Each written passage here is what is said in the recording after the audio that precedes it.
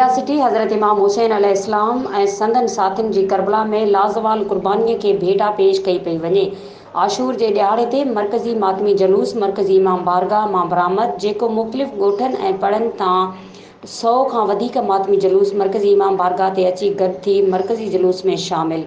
योम आशूर जो मातमी जलूस पंहिंजी रिवायती रस्तनि शाह पार्क पिड़, जोगिन वारो पिड़ समेत ॿियनि पिड़नि तां थींदो। शाम जो मरकज़ी इमाम बारगाह हसनैन ते नहर थींदो, जिते मजलिस अज़ा बर्पा कई वेंदी। मातमी जलूस में क़दीमी ज़ंजीरनि सीना ज़ंदई जो मातमी करबला जे शहीदनि खे भेटा पेश कई पई वञे। मातमी जलूस रिवायती रस्तनि ते रवां दवां आहे, जॾहिं त सिक्योरिटी जा इंतहाई सख्त इंतजाम किया विया आहिनि। मज़ीद खबरों और तफसीलात के लिए विजिट करें हमारी वेबसाइट www.awamiNewsHD.com।